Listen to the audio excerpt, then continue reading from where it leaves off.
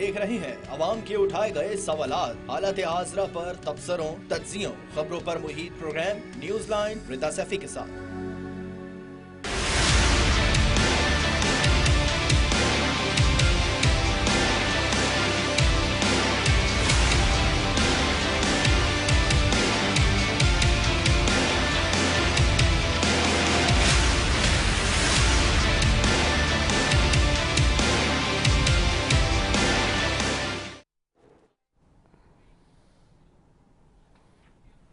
अस्सलाम वालेकुम, मैं हूँ रिदा सैफी। पंजाब में हालिया सैलाब ने तारीख का सबसे संगीन बहरान पेश किया। 33 अफराद जाँ बहक, लाखों मुतासिर, हज़ारों गाँव और मकानात तबाह। रिलीफ और बचाव की हुकूमती कोशिशें जारी हैं, मगर ज़रई मईशत को नाकाबिल तलाफी नुकसान पहुँचा है। पंजाब में जो तबाही फेरी है सैलाब में, वो भयानक दर्दनाक है। पंजाब में सैलाब से 22 लाख से ज़ायद लोगों को घर छोड़ना पड़ा। सैलाब के 1600 से ज़ायद गाँव मुतासिर हुए। 5000 से ज़ायद मकान मुकम्मल तौर पर तबाह हो गए। 11 लाख से ज़ायद लोगों को महफूज मकामात पर मुंतकिल किया गया। 506 रिलीफ कैंप और 352 मेडिकल कैंप कायम किए गए। पंजाब को तबाही मचाने वाला सैलाब अब सिंध की जानिब रवां दवां है। सिंध वो सूबा है जो हमेशा सैलाब के बाइस मुतासिर होता है। इस बार हुकूमत के बयानात है कि हम पहले से तैयार हैं, मगर ज़मीनी हालात कुछ मुख्तलिफ नजर आते हैं। पंजाब से आने वाला पानी सबसे पहले गुड्डू बैराज से सिंध में दाखिल होगा और गुड्डू बैराज की इंतजामिया ने रेडी केनाल समेत जो फील्ड केनाल हैं उनको फराहमी ताहाल बंद की हुई है। जब लोकल सहाफ़ी ने वहां की इंतजामिया से सवाल किया तो उन्होंने क्या जवाब दिया, आइए वो देखते हैं। उसकी कैपेसिटी कितनी है? आप मुझसे बात कर रहे हैं 10 लाख क्यूसेक पानी आ रहा है, मैं 10,000 छोड़ूंगा तो उससे क्या फर्क पड़ेगा 10 लाख को? थोड़ा दिमाग लगाए ना, आप क्वेश्चन तो कर लेते हो, पहले सोचो तो सही 10,000 क्यूसेक क्या करेगा और अल्टीमेटली वो पानी कहाँ जाएगा? डुबोएगा ना सिंध को। अब सवाल ये है कि तैयारियां ये हैं, सिंध में क्या सैलाब 2022 की तरह तबाही फेरेगा? एक तरफ सिंध हुकूमत कह रही है कि सब कुछ नॉर्मल है, दूसरी जानिब शर्जील इमाम मेमन कह रहे हैं कि 16 लाख लोग मुतासिर होंगे। ऐसी कौन सी टेक्नोलॉजी है जिससे वो पहले से बताने की कोशिशें कर रहे हैं? आज तक अमेरिका, लंदन, बरतानिया कहीं पे इस तरह की टेक्नोलॉजी नहीं आई है। जिस तरह की वो टेक्नोलॉजी उनके पास पता नहीं कहाँ से आई है कि उन्होंने हिसाब पहले से लगा लिया है कि जी इतने लोग जो हैं वो मुतासिर होंगे। क्या कहते हैं, आइए सुनते हैं। जो कि नॉर्मली जब पानी का वाटर टेबल बढ़ता है तो कच्चे में जो है वो पानी आता है, तो उसमें 1.6 मिलियन लोग जो हैं वो उनके जो है वो उसमें अफेक्ट हो सकते हैं कि वो लोग जो है उनको हमें। अब सवाल ये कि सब कंट्रोल में है तो जो 16 लाख लोग मुताजिर होंगे उनको शेल्टर भी कौन देगा? इन्हीं के मुताबिक कितने मेडिकल कैंप्स, पैरामीटर कैंप्स बनाए गए हैं? क्या एक बार फिर से इमदाद के सहारे ही सिंध को चलाया जाएगा? और सवाल ये भी है कि आखिरकार होगा क्या? क्योंकि ये मैं आपको यहाँ पर एक बहुत ही जिम्मेदाराना तौर पर एक बात का यहाँ जिक्र कर दूँ कि जो प्लेजेस हुए थे 2022 के सैलाब में, आप जानते हैं, जो लोग मुझे देखते हैं, मेरे व्यूअर्स हैं, शुरू से मेरे साथ बंधे हैं, वो देखते हैं कि 2022 में मैं 2022 के सैलाब में बहुत आगे थी सिंध में, और ख़वातीन सहाफ़ी में एक वाहिद मैं ही थी जिसने उस वक्त के आर्मी चीफ जो है कमर जावेद बाजवा साहब से इंटरव्यू भी किया था ड्यूरिंग द डेलीगेशन, जब हम सारे डेलीगेशन की सूरत में वहाँ पर थे। सैलाब में दादू, सांगड़ और बदीन और सारे जितने भी ये जो शहर जो सबसे ज़्यादा मुतासिर हुए थे वहाँ पे उस वक्त मैं मौजूद थी खुद, और उस ग्राउंड में, और ख़ुद देख कर आई थी कि राइट बैंक और लेफ़्ट बैंक का जो सिलसिला है वो किस तरह से कितना है और क्या उसमें इश्यूज़ हैं सब तरीके के। लेकिन आज तक जो राइट बैंक है वो अभी तक मजबूत उस तरह से नहीं किया गया। अरबों खरबों रुपए के प्रोजेक्ट, अरबों खरबों रुपए की बातें, अरबों खरबों रुपए के काम और खातों में सब कुछ होता है, लेकिन जब आप जाके हकीकत देखेंगे ग्राउंड पे तो वो आपको नज़र नहीं आएगी, वो सिर्फ खातों में नज़र आएगी, और वो पैसे कहाँ जाते हैं सबको पता है, वो बार बार बताने की यहाँ ज़रूरत नहीं है पाकिस्तान में। दूसरा सबसे इम्पॉर्टेंट पॉइंट ये है कि मैं आपको ये बड़े वाज़ेह तौर पे बयान कर दूं कि 2022 के सैलाब के लिए जो ग्रांट्स और एड्स प्लेजेस हुई थी 2022 के बाद, आज 2025 में हम खड़े हैं, वो अब तक हमें नहीं मिली है। और मैं आपको ये भी यकीन के साथ कह दूं कि अब आपको कोई पैसे नहीं देगा। उसकी वजह ये है कि जो करप्शन की कहानियाँ और जो ये जो लीक्स वीक्स आपके होते हैं सारे, वो पूरी दुनिया देखती है। और दूसरा उसका अहम जुज़ ये है कि अब दुनिया हो गई बिल्कुल मॉडिफाइड, चीज़ें बिल्कुल मुख्तलिफ हो गई, अक्सर मुख्तलिफ चीज़ें, टेक्नोलॉजी मॉडर्नाइजेशन की तरफ चली गई। कोई किसी की मदद नहीं करता, कोई किसी को पैसे नहीं देता। There is no free lunch in the world. یہ ایک جملہ ہے جو کہ لوگ بہت اچھے سے جان چکے ہیں. آپ سے ملیں گے لوگ اچھے سے, مسافہ اچھے سے کریں گے, گلے ملیں گے, خوش گپیاں بھی لگائیں گے مختلف آرگنائزیشن سمٹس اور اس طرح کے پروگرامز ایونٹس میں, لیکن آپ یہ یاد رکھیں کہ پیسہ آپ کو اب کوئی نہیں دے گا مزید. تو آپ یہ سوچ کے اگر اس کو مزید بہلا رہے ہیں, بڑھا رہے ہیں کہ جی سیلاب آ جائے تو اچھا ہے, ہمیں شاید امداد مل جائے گی, تو آپ کو یاد ہونا چاہیے آپ سب کو کہ 2022 میں جو سیلاب آیا اس کی گرانٹس اور ایڈز ابھی تک جو پلیج ہوئے وہ نہیں ملے ہیں. تو اب آپ سوچ سکتے ہیں کہ اگر آج کے سیلاب میں کوئی پلیج ہوگا بھی تو اس کی کیا ویلیو ہوگی. اسی سب پہ بات کریں گے. پروگرام کا آغاز باقاعدہ اپنے پروگرام میں شامل کرتی ہوں جی ذوالفقار علی بھٹی ہیں, MNA ہے مسلم لیگ نون سے, مالک شاہ گورگج ہیں MNA پیپلز پارٹی سے, اور احد علی شاہ MNA PTI سے.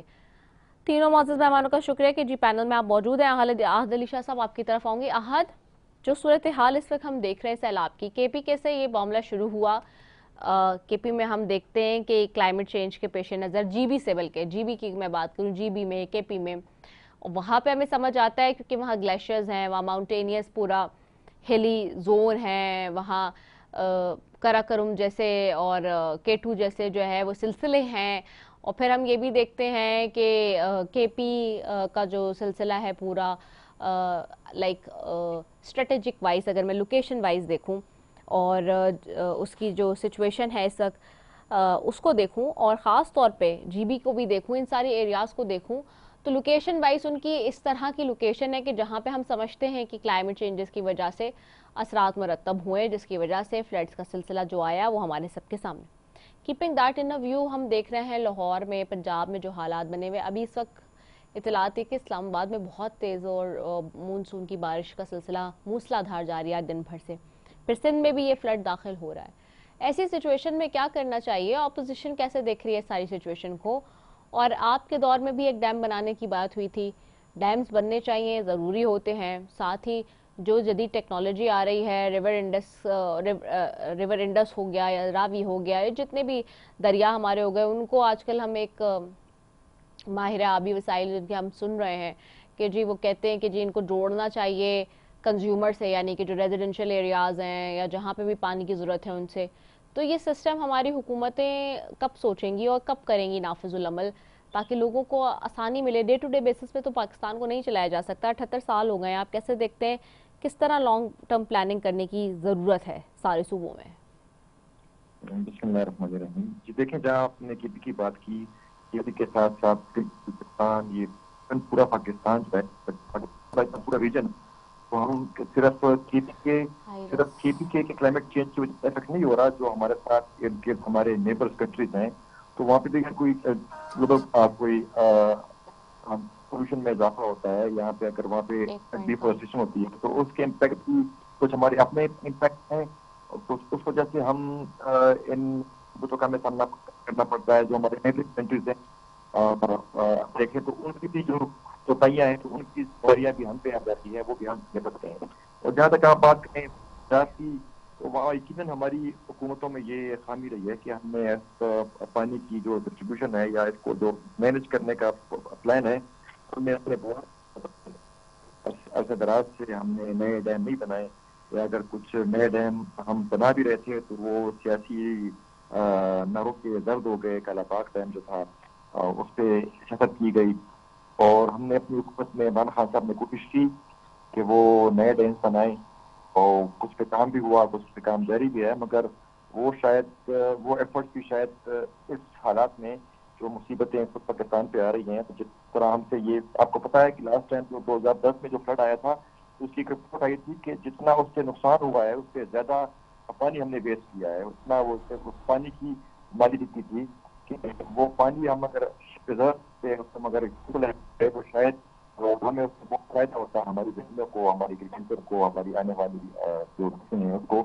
تو اسی طرح کی چیزوں پہ بہت کام کرنا چاہیے. ہماری بیشتر حکومتیں جو ہیں اس پہ ہماری کوئی پلاننگ نہیں ہے, ہم ڈے ٹو ڈے حکومت کر رہے ہیں, اور کوئی خاطر خواہ گلوبل وارمنگ پہ, کلائمیٹ چینج پہ اور یا نئے ڈیمز پہ ہمیں سیریسلی بیٹھنا چاہیے. اس کے لیے کانکریٹ پالیسی ہونی چاہیے کہ حکومت چاہے کس کی بھی ہو, مگر ایسے پلان ہم یہ کہ حکومت کے کسی بھی حکومت کے آنے یا جانے سے اس پلان سے کوئی فرق نہ پڑے. ہمارا ایک ویژن ہونا چاہیے پاکستان کا ایز اے اسٹیٹ کہ آنے والے وقتوں میں، کیونکہ اب یہ چیزیں بڑی ریپڈلی آ رہی ہیں، KPK میں آپ دیکھ لیں تو ہر دوسرے تیسرے سال ایون ہمیں تقریباً ہر سال ہم کوئی نہ کوئی فلڈ ہم فیس کر رہے ہیں. اور اس دفعہ پنجاب میں بڑا سویر آپ نے دیکھا، کچھ تو وہاں پہ ایڈمنسٹریشن کی کوتاہیاں تھیں تو انہوں جی نے ٹھیک ہو گیا. ٹھیک ہے احد، میں آپ کی بات سمجھ گئی. ذوالفقار علی بھٹی صاحب کی طرف بھی جاؤں گی. ذوالفقار صاحب آپ کو آواز آ رہی ہے؟ ذوالفقار صاحب آپ کو آواز آ رہی ہے میری؟ ایک ترکیب ہے، ابھی جو ہے شام میں پہلے خانہ ذوالفقار، جنگی کروائیں. اچھا ذوالفقار صاحب کی آواز مجھے نہیں آ رہی. مالک شاہ گورگر صاحب آپ کو آواز آ رہی ہے؟ بالکل آ رہے ہیں میڈم میرے پاس. مالک صاحب آپ کو آواز آ رہی ہے؟ بالکل آ رہے ہیں، سن جی مالک صاحب، مائشہ صاحب، جو حالات اس وقت بنے ہوئے ہیں اور ہم دیکھ رہے ہیں کہ سیلاب اس وقت سندھ میں بھی داخل ہونے کی باتیں ہیں. ابھی میں نے آپ کو سنوائے وہ سارٹس بھی، جو کہ شرجیل صاحب کا بھی سارٹ ہے، اور ساری سچویشن ہمارے سامنے. 2022 میں بھی سیلاب آیا. 2022 سے کہ 2025 تک کے دیکھیں تو 3 سال کا عرصہ ہے. 17 سال کی پیپلز پارٹی کی حکومت ہے. آپ سمجھتے ہیں کہ صوبے میں کام اس طرح سے ہو سکا ہے؟ اور آج بھی اگر دیکھیں رائٹ بینک سندھ میں جاتے ہیں ہم، میں تو دیکھ کر آئی ہوئی 2022 میں سیلاب میں مار رہی ہوں پورا. آج بھی اگر ہم رائٹ بینک اور لیفٹ بینک کو دیکھتے ہیں، تو رائٹ بینک کو جب بھی دیکھتے ہیں تو ہم دیکھتے ہیں جو بند ہیں وہ اتنے مضبوط نہیں ہیں، کچے ہیں، ٹوٹ جاتے ہیں. کھربوں روپے کا بجٹ 17 سال میں جو ہے وہ پیپلز پارٹی کے حوالے رہا ہے. کوئی بیچ میں جو ہے وہ جسے کہتے ہیں کہ کوئی ایسی قوت نہیں آئی بیچ میں جو کہ ڈسٹرب کرے. ساری سہولیات، ساری پاور، ساری قوت رہی ہے، لیکن اس کے باوجود جو ہم صورتحال دیکھتے ہیں وہ جسٹیفائی کرتی ہوئی نظر نہیں آ رہی تھی. پھر اب ہم یہ دیکھ رہے ہیں کہ 16 لاکھ لوگ بتائے جا رہے ہیں. شرجیل صاحب کہتے ہیں 16 لاکھ تقریباً لوگ ہیں جو کہ متاثر ہو سکتے ہیں. تو ان کے رہنے کا، ان کے کھانے پینے کا، ان کے لیے کیمپس وغیرہ، کیا سب چیزیں ارینج ہو گئی ہیں تاکہ یہ لوگ متاثر نہ ہو سکے؟ بسم اللہ الرحمن الرحیم. کلین چینج جو میڈم آیا ہوا ہے تقریباً 50 سالوں میں ہسٹری ہے، کوئی اس طرح آیا نہیں ہے. اور جس طرح شرجیل میمن صاحب نے کہا ہے کہ مطلب ہم لوگوں کا کیپیسٹی اتنا ہے کہ ہم لوگ اتنے ہزار لوگوں کو وہ کر سکتے ہیں، میرے نظر میں تو تقریباً ناممکن والا بات ہوگا. اور جو اسٹرکچر کی آپ بات کیا کہ اتنے سالوں میں آپ لوگوں نے پیپلز پارٹی نے کچھ کیا نہیں ہے، جیسے کیا ہوگا بیچ میں، مطلب اس کے کراچی کا ویسے میڈم پہلے سے شروع سے جو اسٹرکچر ہے اس کی اسی طرح نہیں ہے، جو پانی والا اور کوئی کلین چینج وغیرہ کی کیا جائے، اور وہ کیپیسٹی اس میں اتنا نہیں ہے. اگر اس میں 1-2 انچ کا پائپ ہے تو 10 انچ کا پانی تو نہیں نکال سکتا.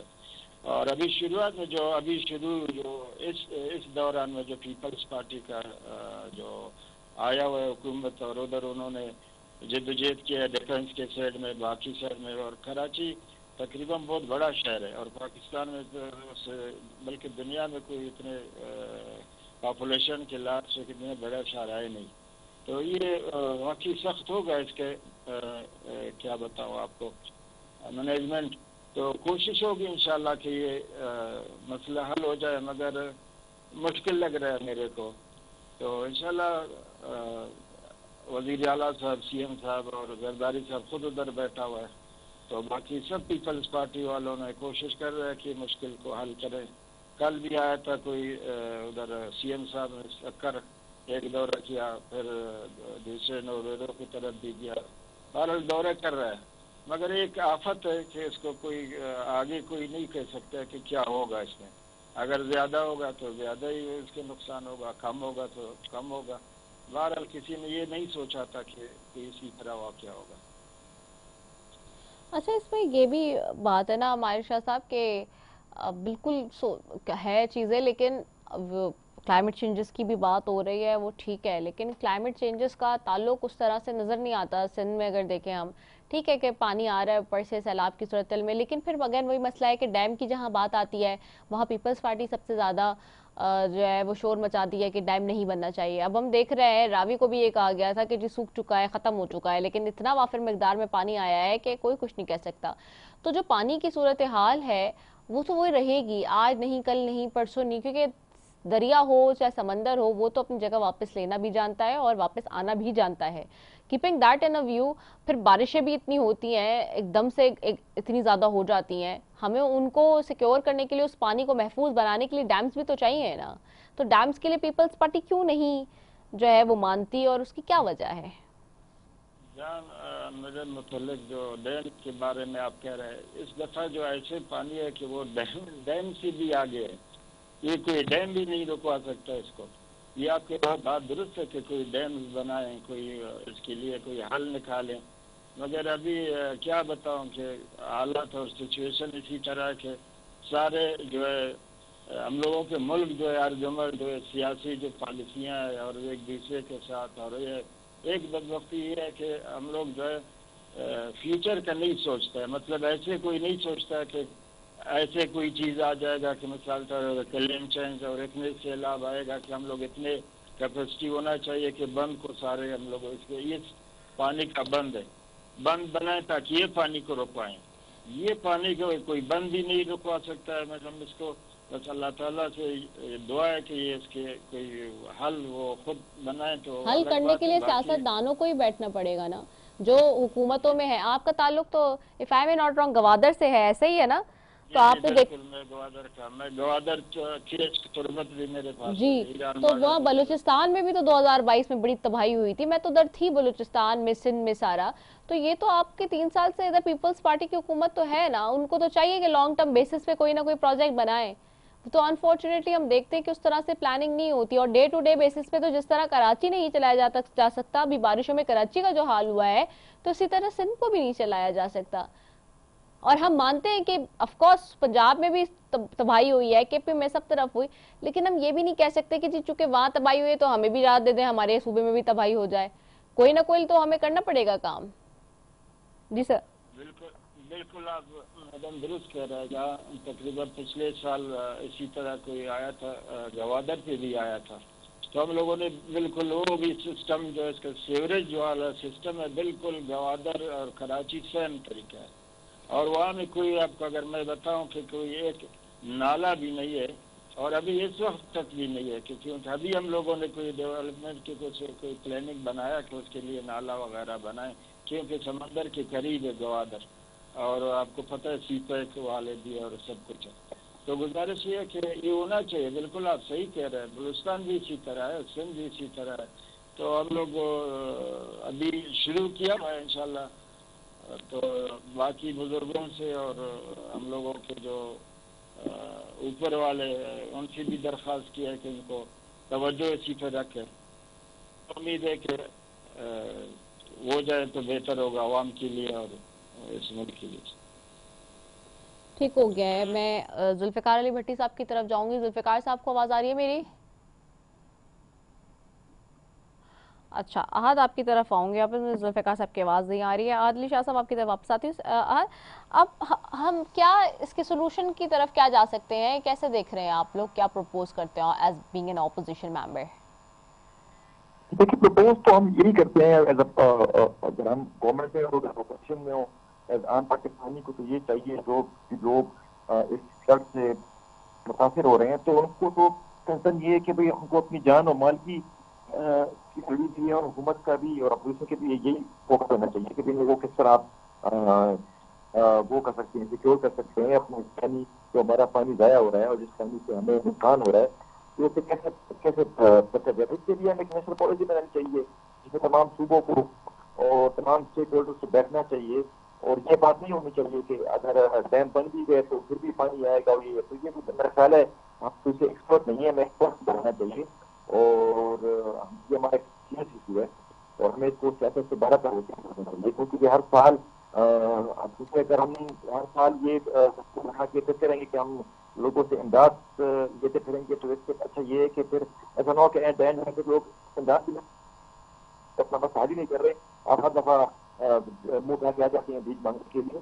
اس کے لیے سیریس ڈسکشن کی ضرورت ہے, سیریس پلاننگ کی ضرورت ہے, اور یہ آسانی یہ صوبوں کی بات اس میں نہیں کرنی چاہیے, اس بات کرنی چاہیے. پھر جمیر میں آتا ہے, ویسے سندھ میں آتا ہے, ویسے پنجاب میں آتا ہے, تو یہ سب کا ایک پاکستان ہے. اگر کسی بھی صوبے میں شہری کو ये तो responsibility at the end state of Pakistan होता है, तो उसमें वो उनका आगाह करना होता है जो हुकूमत पाकिस्तानी होती है अपने अवाम को।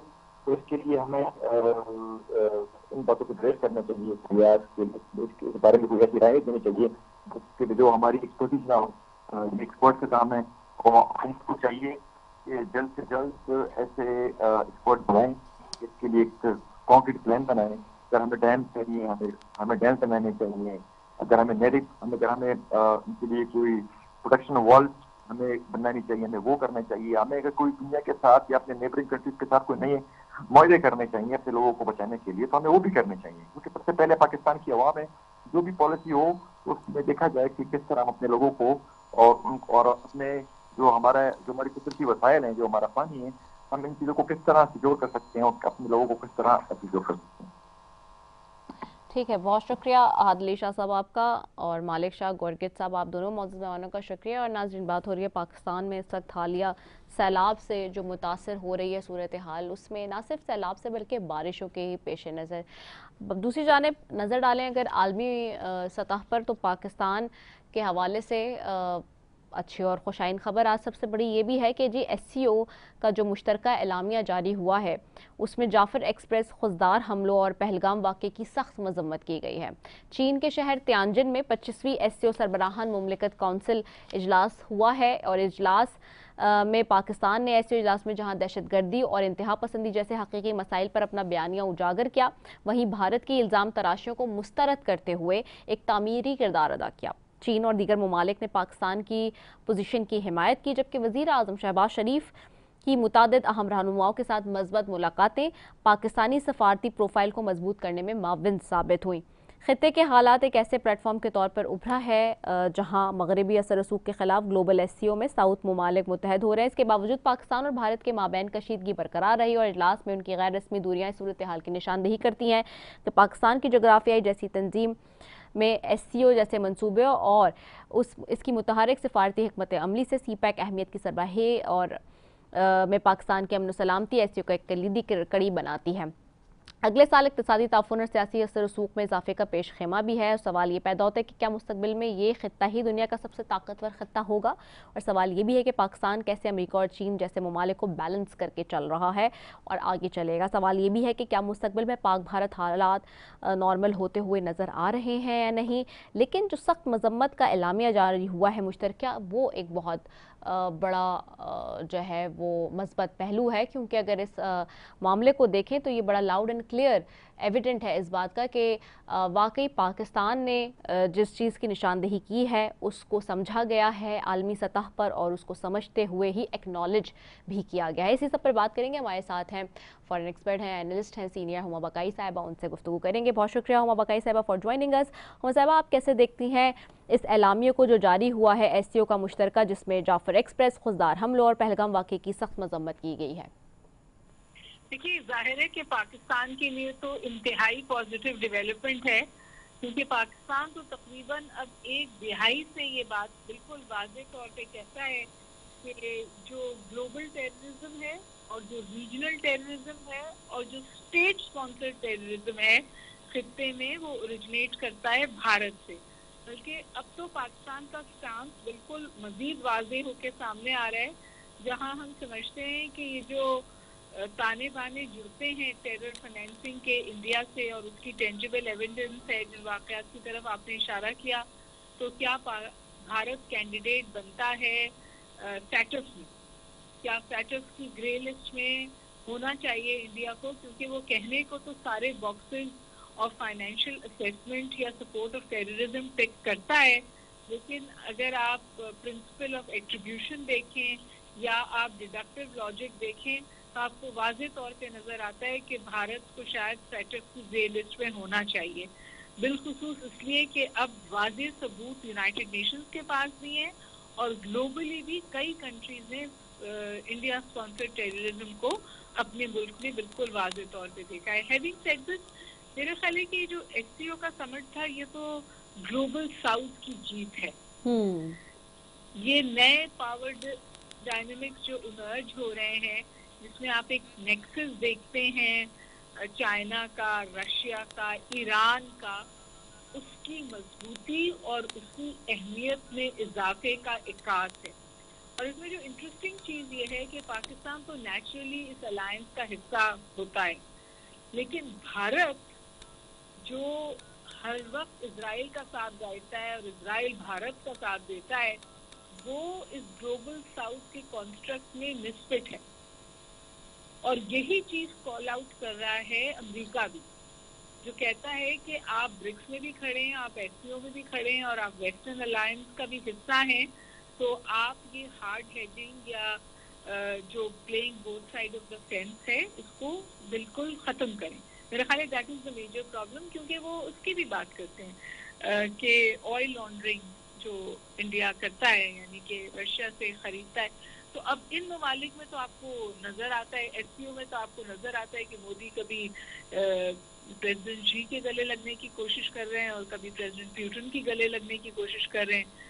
تو اب سوال یہ ہے کہ انڈیا کہاں کھڑا ہے؟ آپ نے کہا پاکستان کہاں کھڑا ہے. پاکستان بالکل واضح کھڑا ہے، پاکستان ٹرانسپیرنسی کے ساتھ کھڑا ہے، پاکستان کلیئرٹی کے ساتھ کھڑا ہے.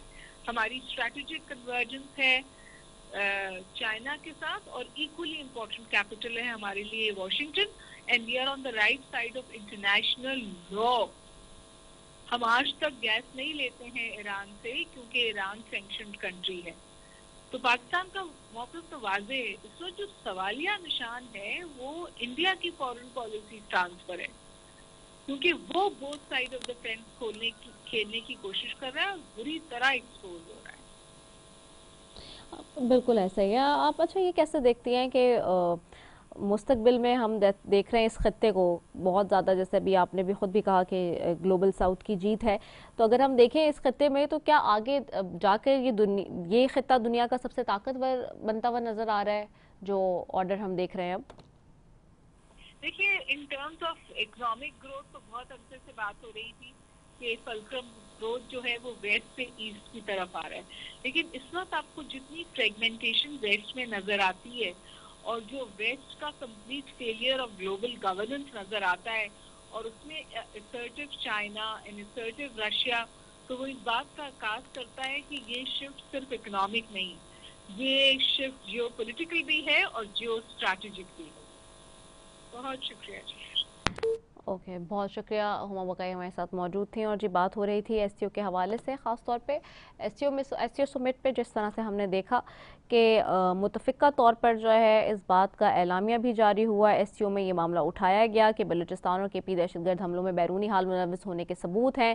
ساتھ ہی ساتھ ایس سی او کے مشترکہ اعلامیہ جو جاری ہوا جس میں جعفر ایکسپریس خضدار میں حملوں اور پہلگام واقعے کی سخت مذمت کی گئی، جو کہ پاکستان کی ایک بہت بڑی جیت ہے، پاکستان کے لیے ایک مثبت پہلو لے کر سامنے آیا ہے. اور آف کورس یہ اجاگر کیا ہے کہ پاکستان کو اس بات کی ایکنالجمنٹ حاصل ہوئی ہے اس سارے معاملے پہ کہ یس پاکستان جو کہہ رہا ہے وہ ٹھیک کہہ رہا ہے، اور وہ یہ جو ساری بات کر رہا ہے وہ ثبوتوں کی روشنی میں کر رہا ہے. اسی کے ساتھ جی اپنی میزبان سے بھی کو دیجیے اجازت. پاکستان زندہ باد.